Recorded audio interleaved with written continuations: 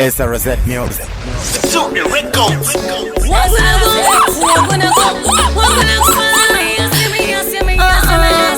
DJ Goodman.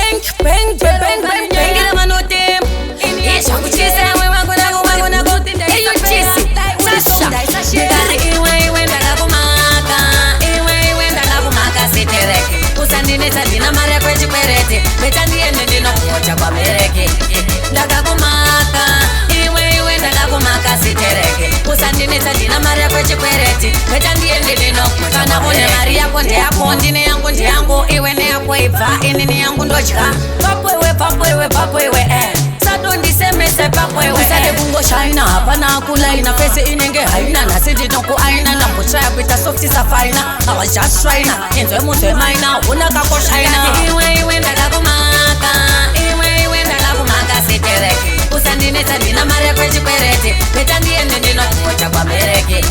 ndakakumaka iwe ndakakumaka sitereke usandine tandina mare kwechi kwerete beta ndiende ndinokucha kwa mereke chauna twapana ukatenga nasi otengesa mangwana tere kubuda hapana kubva patakasangana nasi losakanda tete mbonesana pasina kuvanzana kotete kuudzana kotete kutsudzana kotete kudzidzana chese chaita vana chese chaita nyana ndiri kushandira mangwana asi mari chaiwana iwe ndakakumaka sitereke kusandinetsa ndina mari kwechikwerete beta ndiende ndinokucha kwa mereke ndakakumaka iwe ndakakumaka sitereke usandinetsa ndina mari yako chikwereti beta ndiende ndinokucha kana une mari yako ndeyako ndine yangu ndiyangu iwe neyako ibva ini ni yangu ndodya papwewe satondisemese papwewe usade kungoshaina hapana kulaina pese inenge haina nasi ndinoku aina nambuchaya kuita softi safaina I was just trying inzwe muzwe maina unakakoshaina iwe ndakakumaka sitereke usandinetsa ndina mari yako chikwereti beta ndiende ndinokucha kwa mereke ndakakumaka